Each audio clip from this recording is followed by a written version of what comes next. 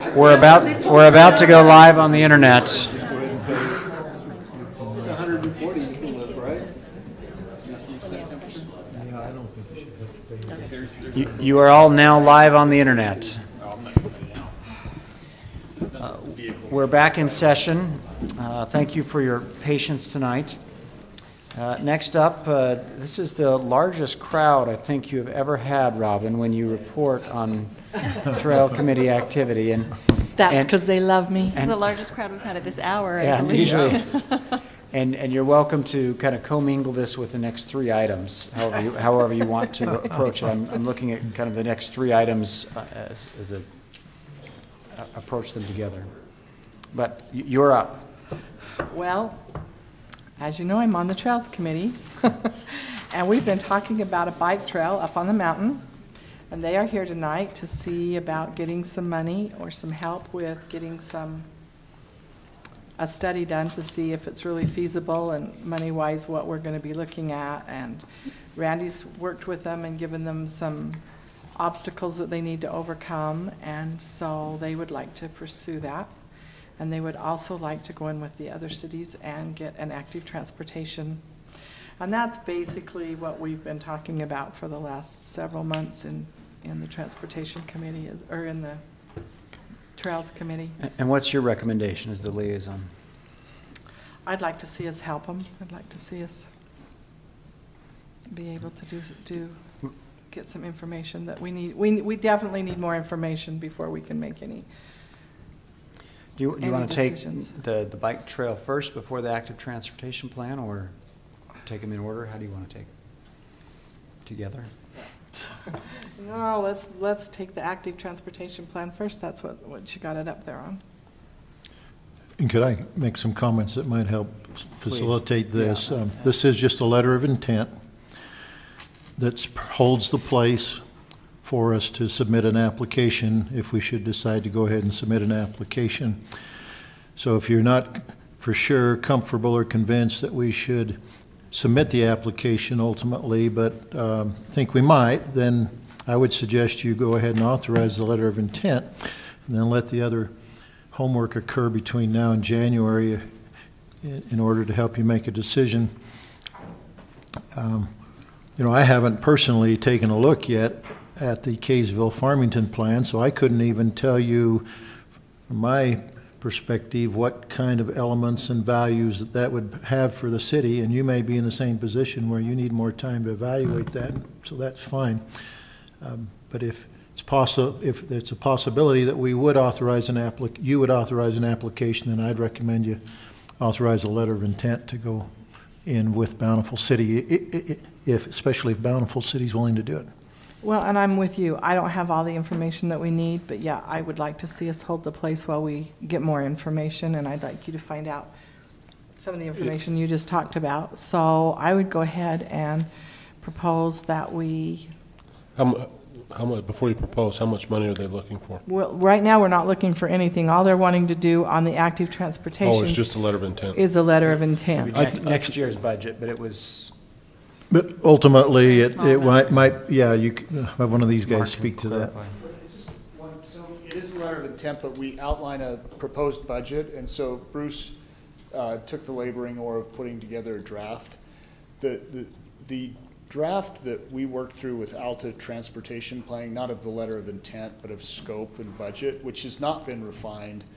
There was a preliminary estimate of $72,000 for the entire project, all of which 7 to 10% would be funded through the grant program with Wasatch Front Regional Council, and then we would split the remainder. So it'd be sort of $3,000 to $5,000 per city if we could get that done. My only recommendation, we can discuss it, but Bruce put in, I think, a conservative placeholder of $80,000.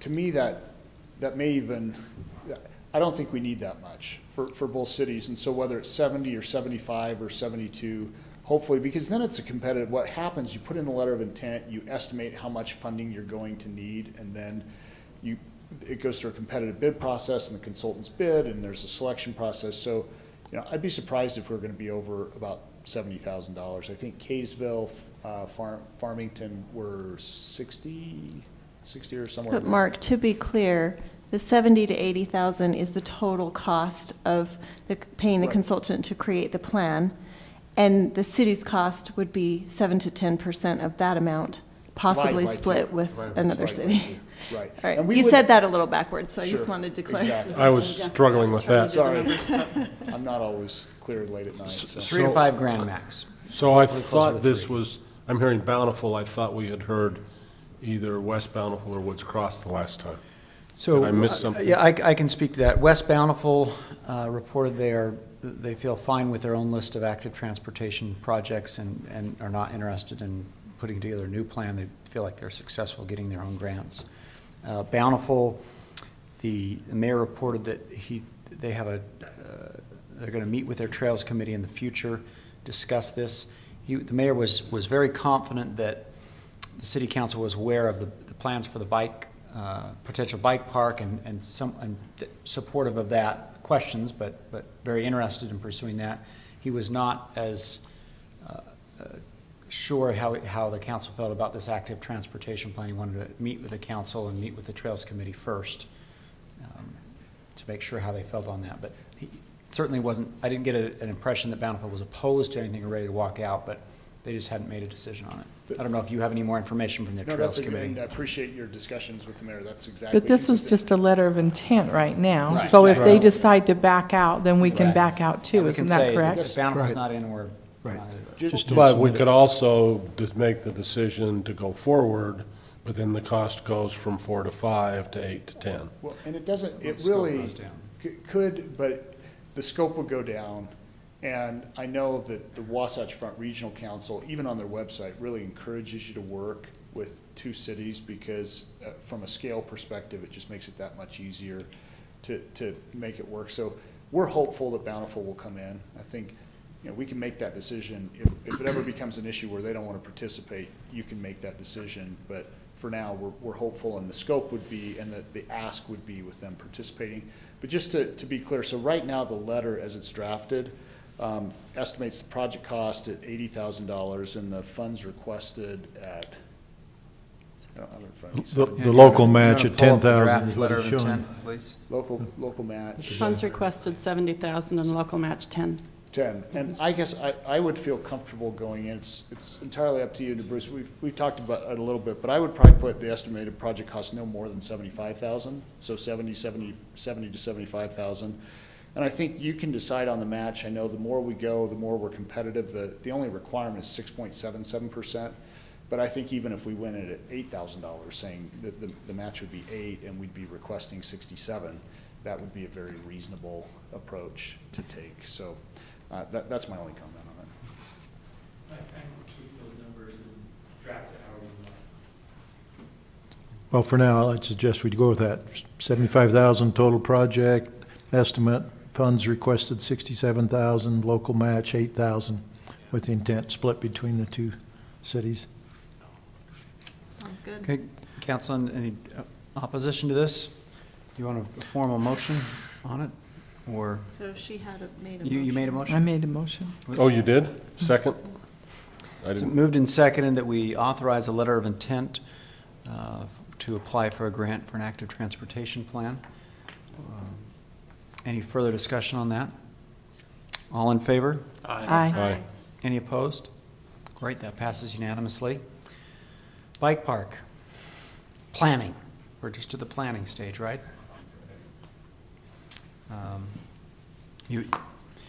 Anything more you want to talk about that? The request is $3,000 to plan. Can you describe what we're going to get as a result of that from Bob? Come up to the mic so that all of the people that have stayed up this late to watch you We've got on a vast YouTube. YouTube audience. We've got at least, no, my mom's gone to bed. We might not have anybody. So the request is for up to 3,000, which would be a cap. He thinks that for somewhere between $2,500 and $3,000, he can put together a conceptual map that takes into account slope and grade and sustainable planning practices, which we outlined in the work session, and at least come up with a concept that we can then discuss and tweak. And we're not sure what that's gonna look like, if it has multiple phases, if it's just a first phase, if it takes in multiple areas of the hillside or concentrates it in one smaller area, but we're curious. All we know is that we need professional help on this. On this, you're not saying general, the Trails Committee. It's all funny after 10 o'clock. Punchy. So we do believe that Bob is the right person to help. There are a very limited number of consultants that do this sort of thing and on a local basis. So there's a group out of Canada, but in terms of affordability, and he even sent me a nice note a couple days ago with a note that he'd received from a parent on another bike park that he'd done, talking about community support. So he's engaged, he's excited about the project, and I think he will be very reasonable. But we'd like to bring a conceptual plan to you. We don't have this, we would put a contract together, so we'd have a scope. We wouldn't go above $3,000 with him, and then we. Is your understanding that he would include some construction cost estimates, even if the work is Yes, done by volunteers, right, but it would yeah. give us an estimate of this is what it would take? Going to take some equipment, or it could be done by hand, and Yeah, and he's given us some rules of thumb, but yeah, he'd give us some construction estimates, and our idea would be then to find ways to raise that money to build the trails and decide on the right balance between community involvement and volunteerism and the right equipment, machinery, and that sort of thing. we're going to offer up a few of your bikes, right, for So, auction? so Mayor, I would recommend that you authorize up to $3,000 from the RAP tax, the contingency portion of the RAP tax, that 5% portion, a portion of that to fund the hiring of a consultant. So I'm going to throw out an alternate on that, because as this is getting out into the community, thanks to the League of Women Voters discussion with the two mayoral candidates, it's come to more people's attention about this activity. And the question that's been asked of me several times is this a specific small special interest group, or is this really serving the greater community? So I'm going to, and I've also, this was brought to my attention as well. I don't know if you've heard this. Several people have been up on the hillside and say you can't do this without importing clay. You just don't have the soil base to do this. I don't know if you've heard anything like that, but that's come to my attention from a couple people.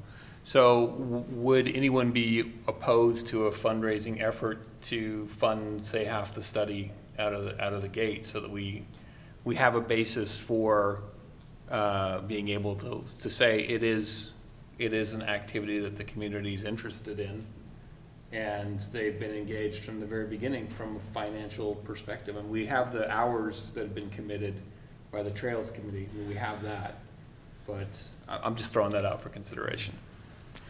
My thought is there is going to be some cost to actually build it, and it's going to be a significant fundraising effort. Sometimes it's a lot easier to fundraise once you've got a plan, and I'm comfortable spending city funds on the plan, maybe not on fundraising for the build, but I don't get to vote, so.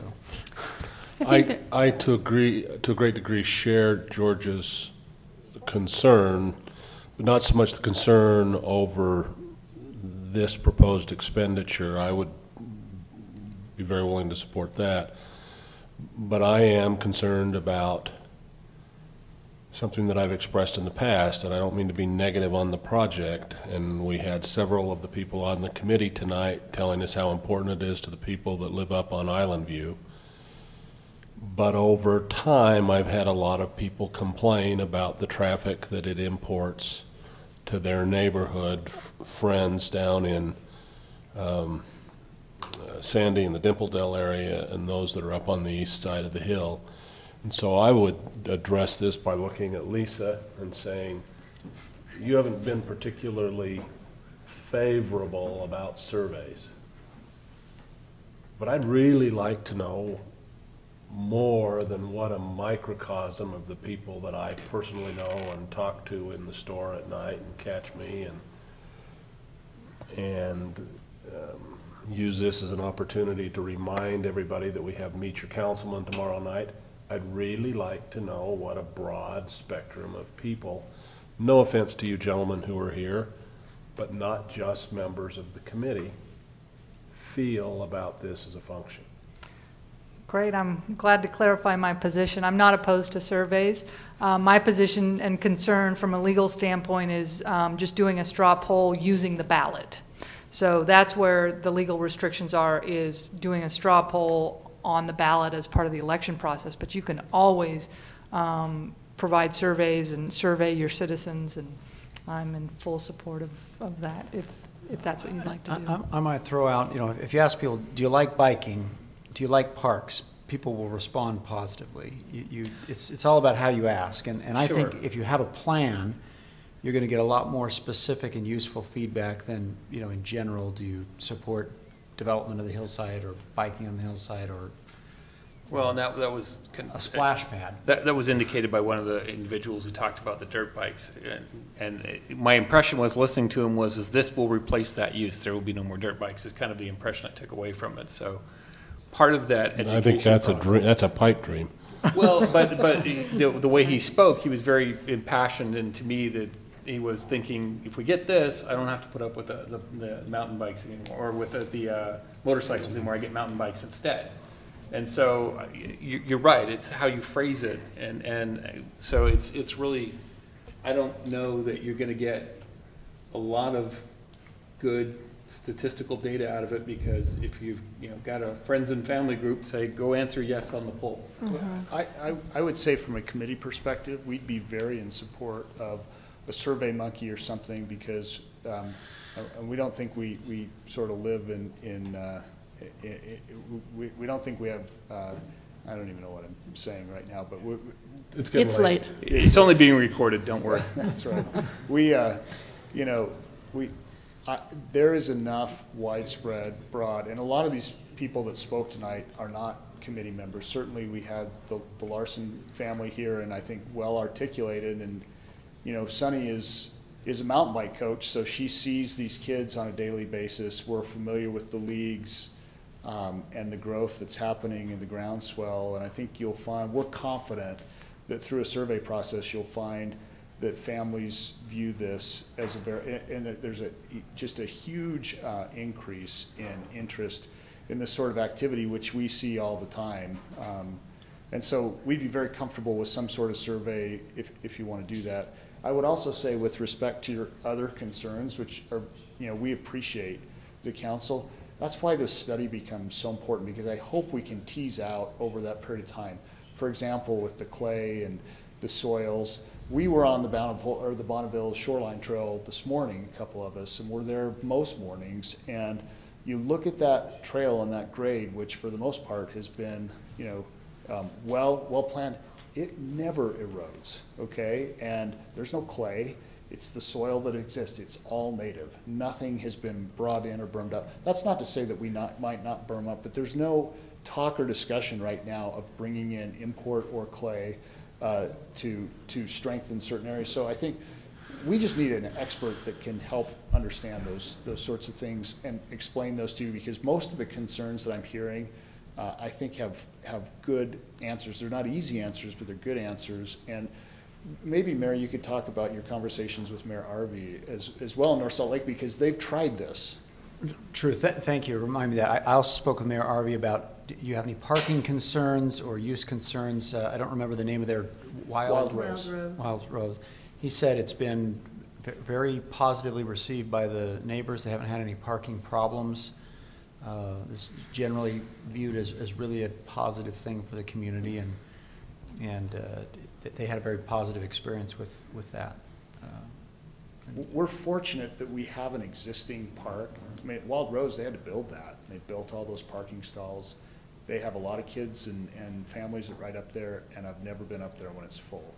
I don't anticipate with what I would expect as traffic on this site, that you're going to have street parking problems, that you're going to bring a lot of additional traffic, or that it will even be noticeable, because at any one point in time, I mean, what do you have? You have a dozen people on the trail, maybe at peak. It's just not a significant, but I don't expect you to believe me in that whole process. I'm just grateful that you would allow us to have the funds to study it out. And I will anticipate, and we've talked a little bit about this, but if we expend that money, certainly Bob will be available for some community, whether it's one or two community sessions where we we take some input beyond just a work session with the council, but it's actual community meeting, and you can meet and talk with the people that are coming in and see the support and interest, which I think. That's what I think, and I have told the Trails Committee that before this goes all the way, we're going to have some public hearings and get the public in here and find out that they're okay with it. I mean, you know. Well, if we fund the study, I think as far as scope goes, since we've come down the road on the cemetery quite a bit in terms of we don't know where that's going, we should probably, if we're going to develop a scope for this, say this is the area that's definitely not available for consideration on any of that. And then if you could specify too in getting the information that we would like a really as thorough as possible understanding of what kinds of things need to be done professionally and what parts could be done by volunteers. Because I think the point that got made tonight that something that I hear a lot is yearning for the good old days when everyone picked up a shovel and went and helped build the community park.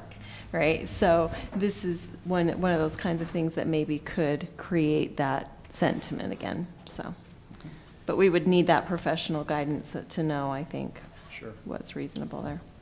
Good, thank you. And just as a matter of process, then, if we enter into a contract, do we have the permission to go to Steve and to staff to enter into that contract?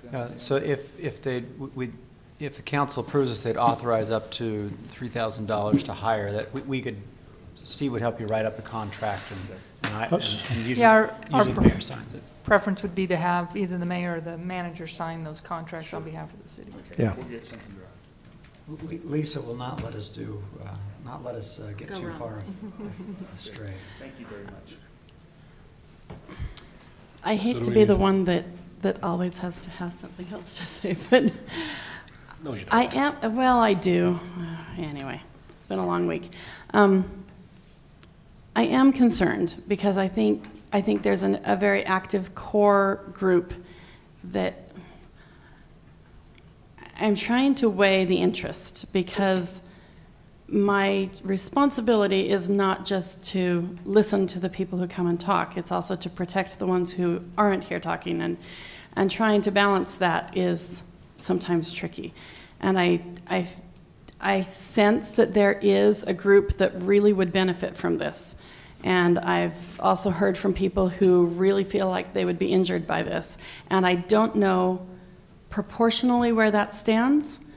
And I wish there was some way to say in advance, here's the vast amount of support for it, and you can prove it because they put up money toward part of the study.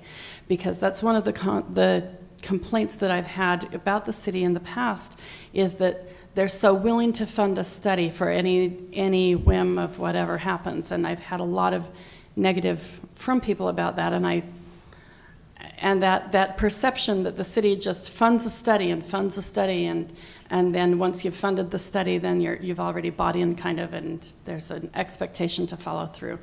I feel like it would be beneficial for me, so that I could more with a clear conscience vote for it, to say, look, see, all of these people, not just a handful of them that are related or on the Trails Committee, but all of these people are so committed to it, and it will benefit so much. It would be helpful to me. So is there a way to split the cost and say, if the community really cares about it, can we do a little cost share on that? Is that asking too much? It's not asking too much, but it feels a little bit arbitrary to me, because maybe you have a handful of people that you've heard concerns. I have a handful of people that I hear concerns about other things, such as, why do we even pay taxpayer dollars to run a Whitaker Museum, let alone pouring more and more money into it? I hear that like fairly regularly. So, Or Centerpoint Theater. or there's just all that we all hear that about all sorts of different things. And so where do we draw the line and say the city's going to demand, those who are interested in Sure. that? Well, but they do, though, right? Centerpoint was built, and it had a donation portion. Whitaker runs with a lot of donations. Massive amounts of donations. Our baseball program runs bootstrapped on registration fees and concessions. So I don't think it's unreasonable to say that we do that in other places in the city for any special interest group. Yeah, when there's a focused group that's going to benefit most, and it's going to be subsidized by everyone, I mean, drainage is something that everybody benefits from, and roads are something that everybody benefits from, and police and water. There are a lot of things that the city does that are universally beneficial, but there are a lot of things that we enter into agreements and we spend money, and it benefits mostly a focused group. And I think it's okay to ask in that case that they contribute some, or that they say, here's really the interest level that we have. Because the hillside is wonderful, but some people go up there and have a very specific use that they use it for, and they've used it for years that way, and they will feel negatively impacted by something else coming there and taking the space where they like to hike and walk around and have pristine whatever it is. So for me to feel comfortable voting for it, I feel more comfortable if I can say, see, you few that are being injured by it, it's not a very big injury, and this larger group is being benefited by it. Does that? Well, and let me state categorically, I'm not trying to use a match as a way to say, don't do it. I'm just saying, well, okay, if we say, just throw out a number, say, okay, the city will throw $1,500 at the study, private donations are raised for another $1,500.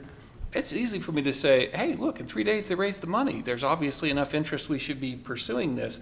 I think that the argument that you get on the other side is you do fund studies, and then you do feel kind of obligated, or the public thinks you're obligated, and there's nothing to point back to say there was interest. You know? So, on the flip side of that, my concern would be that then money is spent by people interested in seeing this happen for a study without too clear of a picture as to the commitment to the city to actually see it through. So I would rather pay for the study and then have the council decide if they're willing to build that on city funds or volunteer work only or a combination, and then go to the community and ask. Mark, did you have a comment? May I just suggest that as a way forward, it's difficult. This is a first step, and in the absence of any concept, and we saw, very unfortunately, several months ago, a situation where we, with our best effort, decided we were going to go walk the property, and we made a couple of squiggles on a map, which was not a proposal, not a concept, and somehow it got into the hands of some neighbors who thought mountain bikes were going to tumble into their front yard and take out their grandkids. I mean, and so that shows you how, and you know.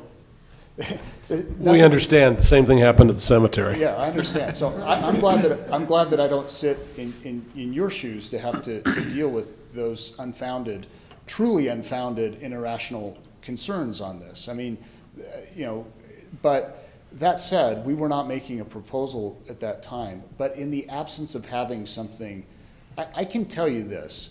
We are more than glad to take the challenge to fill a room with supporters. We held people back tonight, and even then it was a little bit long, okay? And it's not just a core group, but it's a very passionate core group, and it's exceptionally large. So if you want us to fill a room, we will do that, and we'll take that challenge and we'll enjoy it, because it's hundreds of people in our community. It's not that I want you to fill a room. I want to stretch the tax dollars we have. Well, so, you know, citizen lobbying efforts. But we don't require that of other. But let me just say, if I can just speak Sure to we do. that. Not, if I not, can, for the, not for the planning stage. It's a little bit troubling to me, because I think as a cadence, if I can suggest a way forward, we have this plan. We can raise the $1,500, but I don't want to do it, and here's why I don't want to do it. For example, you know, I think Tammy made a good point that they don't know what they're reacting to. We don't know. We're trying to fund this to get a study so the council can show that we're on board. There are probably 5 people that fund that money. Maybe it comes out of the pockets of some of the Trails Committee members, unless that's, you know, a rule that we make that we won't do that. But I think we've shown our commitment and our effort with the hours that we've put into this up to this point, and frankly, it's almost offensive, right, that we would be asked to go out and raise $1,500, because it's not hard, it's not a broad cross section. We could do it with the people in the room here tonight, and so I mean, I am respectful of the request, and the thinking behind it is how can we know that there's a real commitment here? But I don't think it accomplishes that, nor do I think it's a fair request. And I think that the best thing for us to do is to get something that we can get a bunch of people in the room, and you can walk around and see how people are feeling. And all those people that have concerns about it, is this something we want to do or not? And it will be a natural process. It is so difficult to do that without something on a piece of paper that has some credibility to it. And so my petition would be, given the effort that we've put forward to date on this and showing you how committed we are to making sure the process is there and that this can get built without city funds going forward, the right way to do it is to fund the study and then to look for matches and to ask things of our citizenry when it comes time to fund the project. And I'll be glad to contribute to that as well. And the last point on the cemetery, with the scope, we would love to see a cemetery up there. We think that there's 160 acres. I don't expect that this is, I don't know if it's 10 acres or 15 acres or 20 acres, but it should not, it's not going to be an impediment to the planning of good bike trails up in there. In fact, it may even provide some additional parking and some additional ways to access the trail. So no problems there. So it's 10:45. We've got a number of items left. Anybody want to make a motion on how to move forward? Robin, you want to go again, or should I? I'll make a motion. All right, Bill. I would make a motion that we approve a contract for up to $3,000 to get a study done to at least determine where we are on the bike park. I'll second that. Could that motion include where the money comes from, the RAP tax? I'm sorry, Yeah. that the money would come from the RAP tax discretionary portion. Right. So we moved and seconded to authorize up to $3,000 from RAP tax to fund sagebrush trails and services to come up with a conceptual plan and a cost estimate for the bike trail. And any further discussion? All in favor? Aye. Any opposed? Looks like it passed unanimously. Thanks for staying up late, you know. But we're not done yet. You We- can we- stay. It's finance reporting. If you need sleep aids, we've got it. Thank you for your service.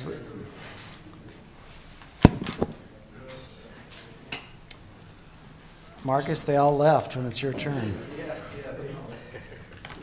Yeah, but you Before- came late, before so we- you not- can't complain. Not to keep us later, and you can answer this with absolutely nothing, but I was just wondering if there was anything interesting going on at the Transportation Committee.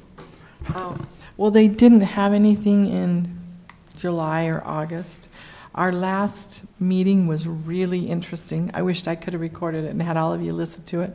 They had the economic developer for the Morgan area. Mountain Green is trying to get a Interchange. interchange, because they want to do a big development on the other side of the road. But the part that was really interesting to me was, so there's a sand pit up there that is owned by Parsons, and they wanted to do a huge residential development in that sand pit. And they came out and said, absolutely not, because residential always costs more and can't pay for itself. So you've got to have a certain amount of commercial before we'll consider giving you the residential. And so to me, that was really interesting, hearing these guys that were so well versed in it telling us we've got, I mean, I came out of there panic thinking, where else are we going to get commercial? Because that to me was interesting, but they are going to do a huge development on that side. Like one of them was 3,600 units. And then they're also trying to get a new ski resort up there. So they're really looking into building that up there. And So when you that's what it say was on. interchange, you mean off of I-15 going up to Mount? Yeah, because right now, It's 84. Oh, 84. yeah. That makes more sense. If you think this is controversy, just talk to people that moved to Mountain Green to get away from development, Yeah. now facing development. It was interesting, the one guy said, though, if we have an earthquake, you guys are all going to die because we've got all your doctors and dentists up here, and they're not going to be able to get back down to save you. That's an interesting comment. Okay, Marcus, financial report. We ought to All mention right. that Want before the meeting. to put it up there, I guess everyone has it. So if we go into the first page, just So- like, oh, yeah. I haven't gotten all the way through. Is this strictly year-end, or do we have any September? No, this is just September, This is a quarterly report, first quarter report. first quarter. Yeah, we'll have the audit report coming up in the next month or so. Next month, yeah. Yeah, the auditors have the report, and they're reviewing it right now. So yeah, this is a September 30th, and the year's 25% over with. But if we go to the first page, the cash, we'll see the general fund cash is down. So is this something that we Yeah, have? the one that got attached was the June 30th Oh, report. no. Yeah, it is. Oh, no. Oh, Apologize. That's what we all reviewed. That's what you're looking at. But Oh, we've checked it over well, except for the date. Would we entertain a motion to table this until we have I the thought I correct read date? these things better than that. oh, I'm sorry. I didn't. I meant to ask you about that. Oh, I don't know how that happened. Okay. So we don't have the attachment for the quarterly report, but maybe we can have Marcus just give you some highlights. I mean, I've got it here. but- okay, yeah. I guess the big question is, are there any lowlights? No, I mean, not really. I mean, general fund cash is lower, the revenue's a little lower, but it's just because of the property tax hasn't come in yet. I mean, if you look at the overall revenue for September, up year-to-date, I mean, sales tax and court fees, I mean, they're right along with the 25%. Can you put it up? Yeah, can we plug my computer in? Jake, do we have? Yeah, you know, if you want to say here, you can just plug right into I mine. could email it to, Yeah, you- Just plug it in the HDMI. okay. You can just tell us the highlights. Just tell us that, we believe you if you say it's 25%. Put it up for me. Except Bill will check it later. Somebody's- let me see. You keep him honest, Bill. Keep him honest. There's not a question that he's honest. Which one is this, Jake? Let's see. Oh, do you have it over there?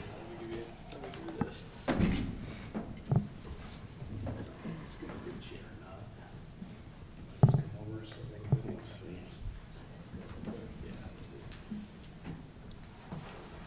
Oh, sorry. It is. You have to sit in Jake's spot. You can sit here if you want. Okay, maybe I better do that. put him right here. Last time I used this HDMI, I couldn't see the place. Right there. Okay. My apologies to the council.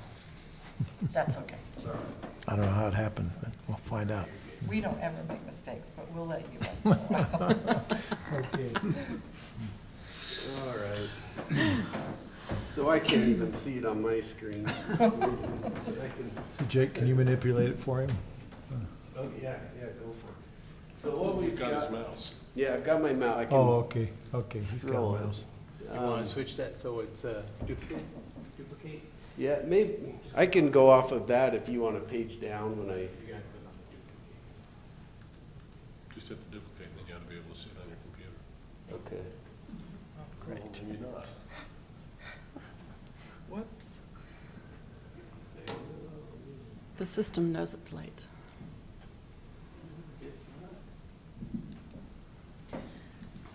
That didn't work so well. We do have to receive the quarterly report, but it can be a verbal report, and then we can email We it can later. email to you the correct report. So if you want to comment on sales tax and balances, I think that'd probably be He's got the most it. useful. And, I mean, the general fund's lower because the first quarter of the fire department payment went out, but we still haven't received property tax revenue and all that, and Yeah. so it's lower. So that Same with the accounts for RDA. $700,000 decline in cash since June 30th. Yeah, I mean, just all the property tax money, is the big thing, because the other revenues are okay. We can, can you hit the page down? And why don't you zoom in just a little bit more, Jake? Well, I can't see. I'm going to bring binoculars. Bill, plus there's been payouts on major contracts. That would be a reason for reduction as well. Park improvement, road contracts, et cetera. Payment to the fire district, and then no property tax yet till November, December. So you can see total revenues To at speak of. 21%. The taxes are at 20% overall, but you can see the property tax is at 1%. I mean, but the key is our sales tax is right on, it's at 26%, right where it needs to be. Franchise taxes are fine. I mean, the gas one's low, but it will be because it's summer time. Fines and forfeitures are up. Fines and forfeitures are up. So overall, I mean, things are looking good. The licenses and permits are a little bit low, and I don't know if that's a seasonal thing as well, if it's more in the spring or. Well, we haven't had much development get to the point of approval yet in the first 3 months of this year, but there are several significant commercial projects that have been approved. They just haven't had their plans approved and building permits issued. But you've got the Moto United project on the Hogan property. You've got the Jensen Business Park that you've approved recently. Quick Quack. We've got Quick Quack. So you haven't seen any of the fees related to those in these numbers yet. It'll pick up, I believe. Okay. And then on the expenditure side, we're right on about the 21% as well in total. The departments that are over, I mean, are the finance, and that's really because of some prepaid insurance. We paid the whole year's worth of insurance. The general fund portion comes out of there. So that's the main reason there. And it's also the audit fees. We've almost paid all of the audit fees. Yeah. And I mean, the other ones that are over are just so minor, the youth council and one other one that was higher, the Trails Parks and Rec Committee, but that whole budget's $3,000. So it's, I think on the expenditure side, we're doing fine in the general fund. I would agree with that. I've looked through these general fund department numbers, and everything is okay as far as I can see. Made some little notes here. I mean, the RDA just, we get the property tax in March or so, so that'll come in then, but we've just had expenditures. There's admin and insurance transfer to the Utopia fund, just as budgeted. So not a whole lot of activity in the RDA. And same with the rec. There's, I mean, it's All just the the, expenses for the year have been in. yeah. The 3 months of rec is high expenditure and low revenue for this particular 3 months. For this time of year. And then the RAP tax, I mean, most of the expenditure is the part, I mean, it says transfer and grants, but that's just what Cassell has on there, but really it's Park Project Kilgore is what that's paying for. And then just the RAP tax money that comes in every month is the revenue, and I mean, we're right on target for that. Cemetery, I did notice that I've got a coding issue there. That $30 is a sewer bill, so I've got to move that. Yeah. So we'll take care of that. Nothing out of the ordinary on the cemetery fund. No activity in the debt service fund. The expenditures in the park fund are just for that Centerville Park project for the most part. And we have set up a due to, due from, so the RAP tax fund is covering the overages in the park, the negative cash in the park fund. And then when the park impact fees catch up, that'll be paid back. Transportation fund, I mean, it's mostly the Prop 1 money and the Class C money. The budget's high for the state revenue because there's $970,000 for grant revenue that hasn't come in yet. The expenditures are just for a slurry. Which one? What item? The 970, the grant. In the transportation fund, Oh.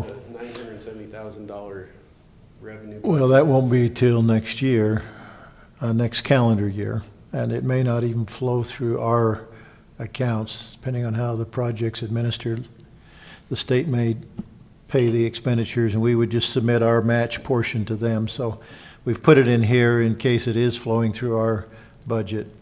But this is the frontage road bike lanes project, the widening and bike lane project. But aren't we incurring costs on that? Not. We are incurring some initial engineering costs, yes, and an environmental review right now. So if we don't get the money, then we'll get reimbursed. No, you have to go through the environmental process before you can enter into a federal aid agreement, which then triggers the use of federal funds. So we are using some transportation fund dollars to pay ESI to conduct the environmental review that is required before we can bring you a federal aid agreement. But we expect to bring that to you before the end of the calendar year, federal aid agreement. Yeah. Okay. Then the Utopia, I mean, is just transfers in, and the Utopia pledge payment. Nothing too much there. Now, the water fund's looking good. We're a little bit ahead at 29% on the revenue side. The expenditure side is right on with budget. Sanitation fund is doing right. It's 24% revenue and expenditure. Drainage utility, 25% on the revenue and 14% on the expenditure side. And then the telecom's a little bit ahead. I mean, that's just all through the utility billing system for the Utopia payments that people make. And then the expenditure on that is actually only 2 months paid. We still need to remit the September payment. Any concerns that we ought to be aware of?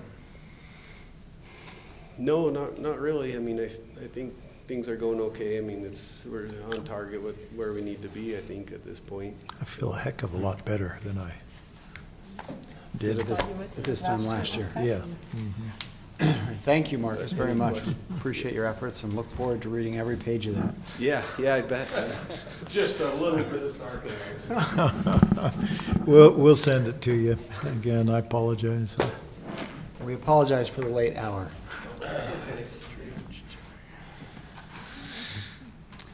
If there are no more questions for Marcus, let's move along in our agenda. Mayor's report.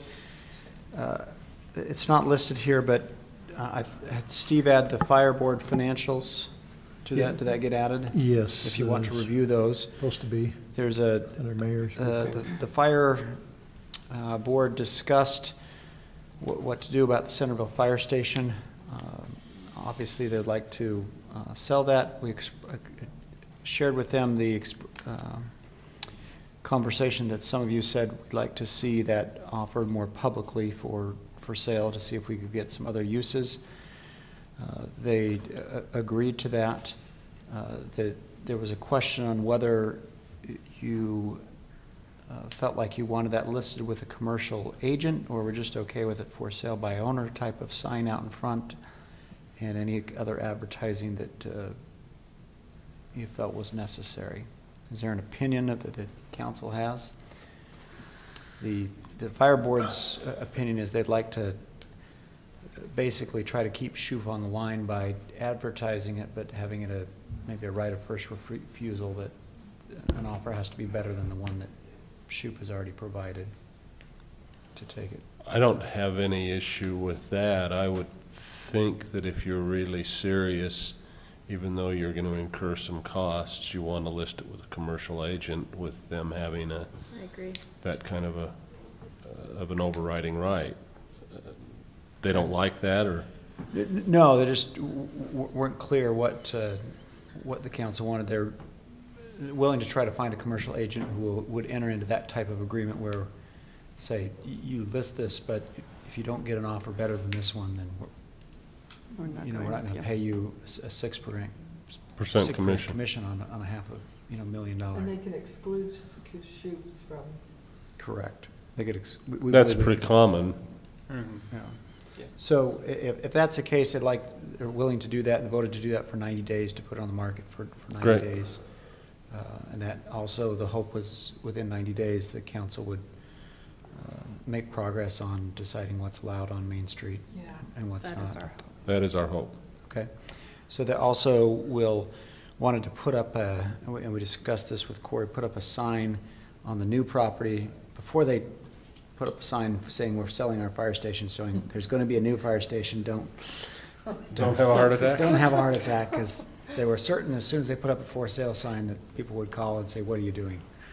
So it worked out to put up a temporary sign, I believe, at the new property the rendering of new fire station and then for sale sign at the old one. Okay, so that's that report. George and I also attended Utopia UIA board meetings. I haven't heard how the Utopia one went. Rubber stamp as usual. We're good. On the UIA meeting, I asked Marcia to add UIA bond information. I'm not sure if you had a chance to go through that. It was about 4 pages. But essentially, when I came to you before, the original plan or discussion was that UIA would take the money that was left under the previous authorization up to 2040 or 2041, right?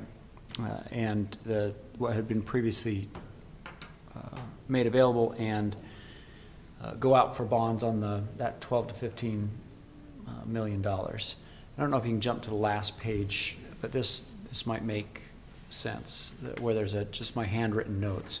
So there's 3 tranches of bonds that are out there, each 25 years, 2011, 2013, 2015. Now that we have 5 years of system revenue history,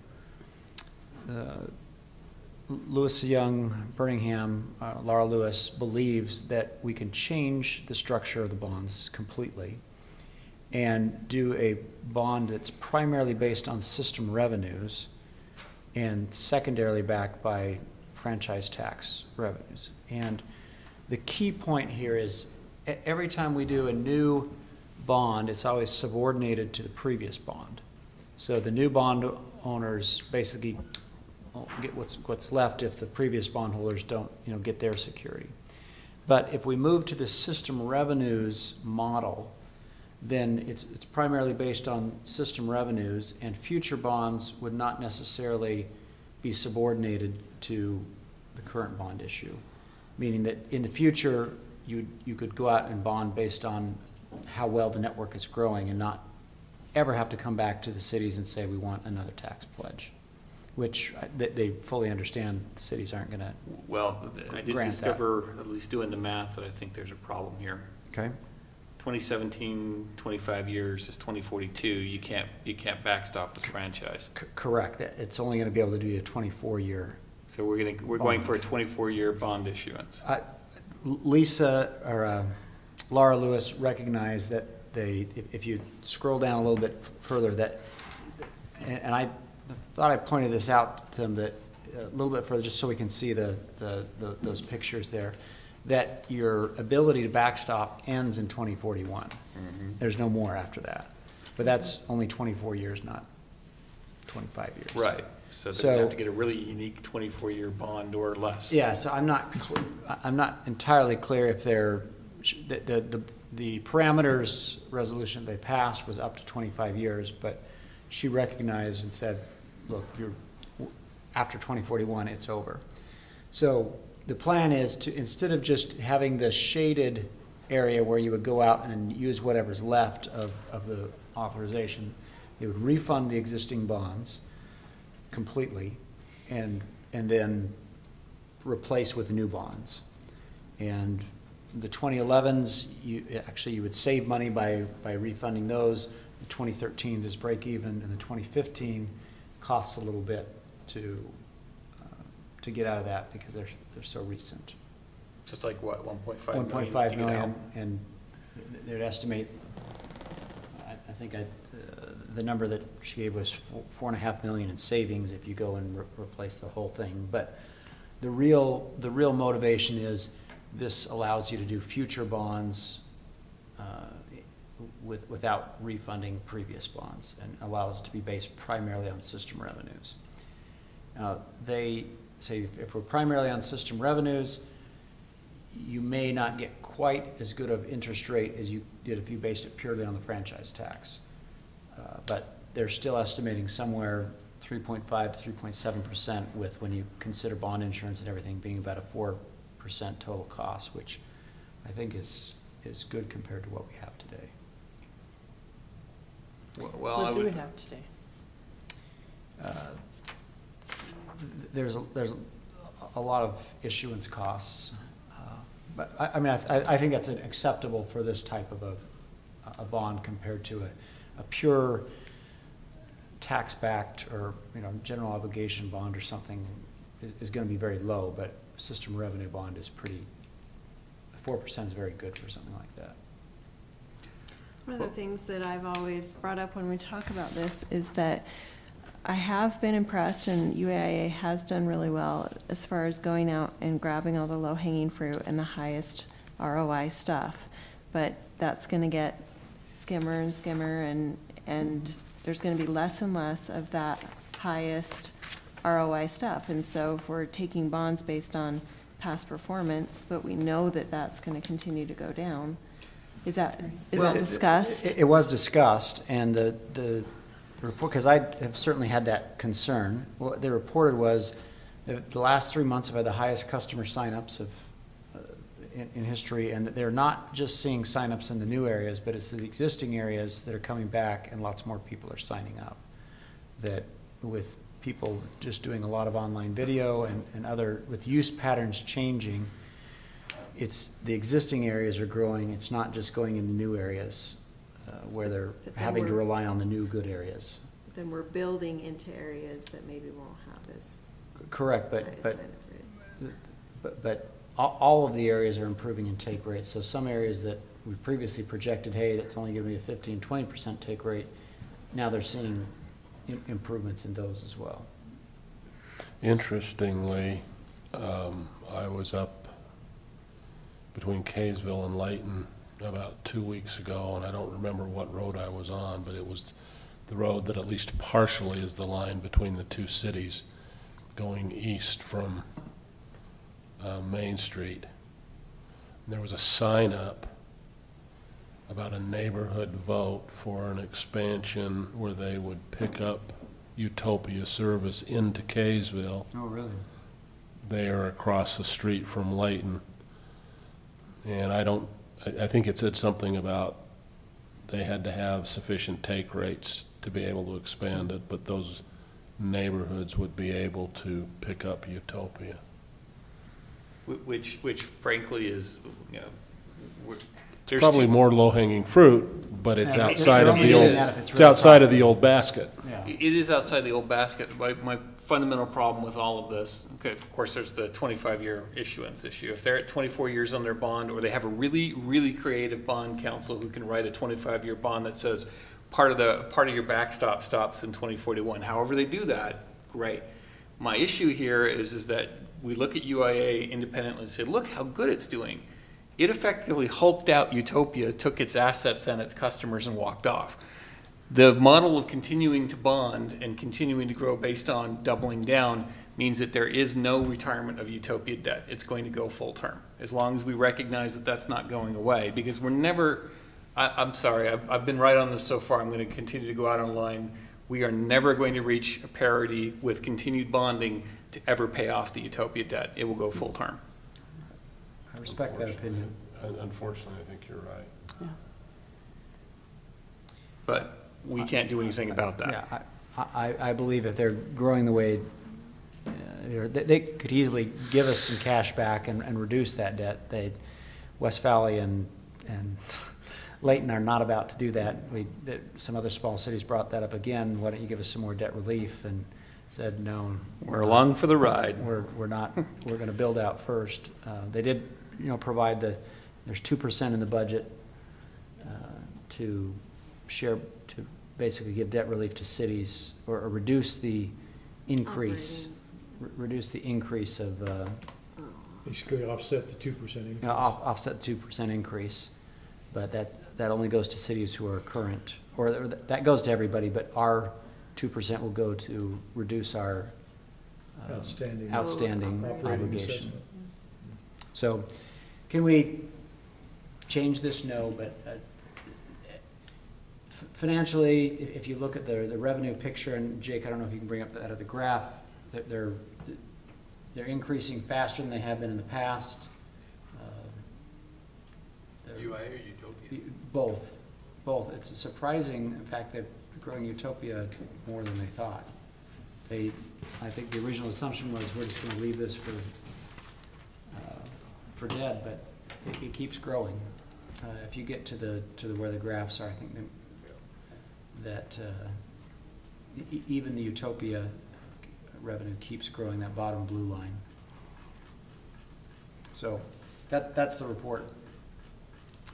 No new pledge of revenues, no changes to our service agreements to the cities.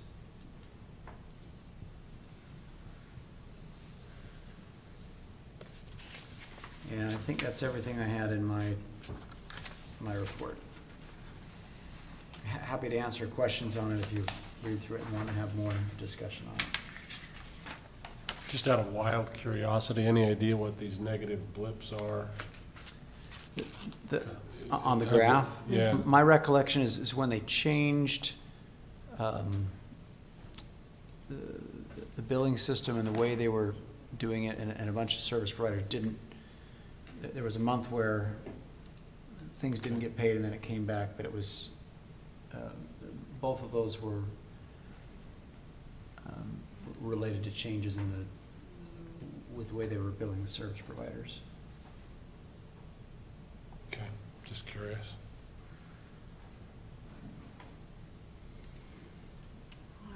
Okay, so next up on our agenda, Steve, I think you're as a city manager's report. I can suggest we make this fairly brief by recommending that we have a work session on November 8th prior to your regular meeting, during which we will focus on the moderate income housing plan. Corey would brief you on what's in it. Between now and then, I think his intent would be to update the projection that is required in the law, projection of need, have those numbers for you, but help you also understand what's in the plan now and get your direction as to how we meet the deadline, the requirement to submit our report on December 31st. In other words, you can say we aren't changing anything in the plan. Here's our updated projection of need. Here's our plan. We don't have any changes to it, and whether or not you tell them we're looking at a new project. Probably be approved by then. Well, maybe approved by then. I don't know if that's going to help, but there's no penalty for not pursuing the strategies in your plan.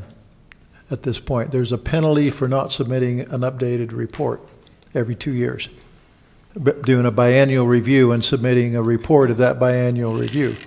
So I guess what I'm telling you is that even though we haven't done well in regards to the strategies in the plan, it'll be up to you whether you want to alter that plan and submit it, or simply repeat the strategies, submit the report. With Fred Hale coming on, we're not doing a little better? No, see, here's Corey was trying to explain this, is that, well, in one respect where you're offering a diversity of housing types, you are following one of the strategies in the plan, but we have not provided any more Lower any more housing that's affordable to the moderate income population, because even the apartments that have been built are at a rent level that is above what moderate income people can pay. I don't know what they rent for, probably more than any of us can rent for. So, they're about $1,800. so yes, there'll be something. Fred Hale's are $1,800? Between 15, 1,400. how much It's is it? 1,300 to 1,400. And then don't you have to have some kind of a package to go with that for your? Yeah, there's like $100 and something entertainment I had a friend that package, lived down there and mandatory. said it'd be almost 1,700 to live there. So the report that goes in needs to have your blessing. It's your report as the legislative body. And so that's why I'm recommending we better take a work session, brief you on the current plan, have you tell us how you want to cast the report that goes in by December 31.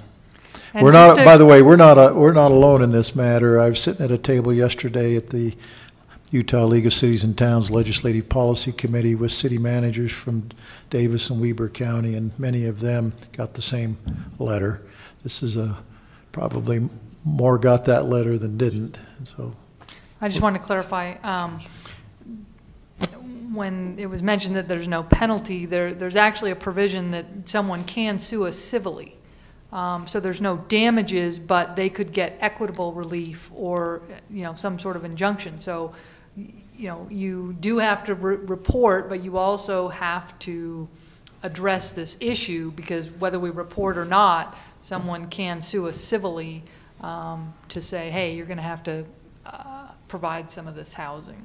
So what does that mean? eventually, So there's consequences. So they sue us and they win, that means we have to pay 25% of their rent for foreseeable future? No, they would be awarded injunctive or other equitable relief, meaning you need to go back and put this kind of housing in your plan, or, you have to approve this project. So it's always much better to be proactive and come up with your own plan. I just didn't want you to think that there's no consequence, and you can just say whatever you want. I mean, you need to file the report by December 31st, and you need to work towards it, because there may be consequences. Yeah, I guess what I should have said is that the threatened penalty of withholding federal and state funds is related to whether you submit the report. So should we be going back to,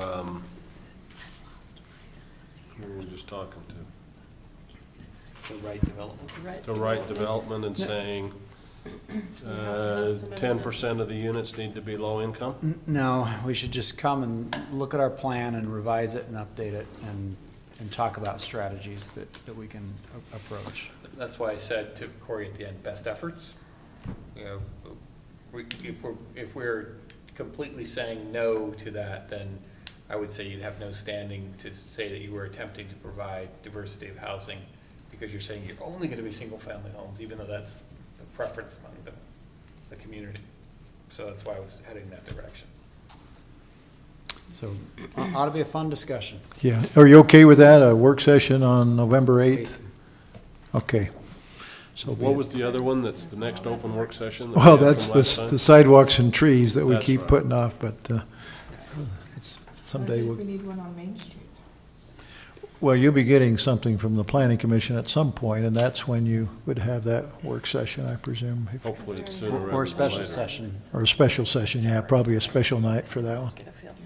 We need an open-ended session for that. Yeah, right, the whole night. Anyone have any miscellaneous business they need to review? The CERT competition We didn't win? was an excellent disaster. Centerville suffered a disaster. We had about 70% team fallout in the last 2 weeks. I owe Bruce Cox a debt of gratitude. We fielded a team because he brought his daughters, one of whom had never heard the term CERT until that day. 70% dropout of your team? I hope we don't have an emergency, Yeah, I was a gonna say, that planned doesn't bode emergency well like for- that. 2 of the 4 districts provided none of their people. The overall activity went very well. Bountiful won. The Woods Cross West Bountiful team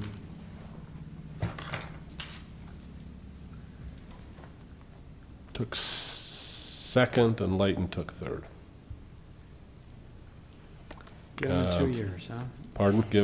Try again in 2 years. It really came off very well, but I was disappointed. I wanted our name on that trophy. Thank So- you for your efforts. I don't have any appointments, and so I'm not aware of a need for a closed meeting. Motion to adjourn. Second. All in favor? Aye. We're adjourned. I'm tired, but I don't think as hard as Katie, so.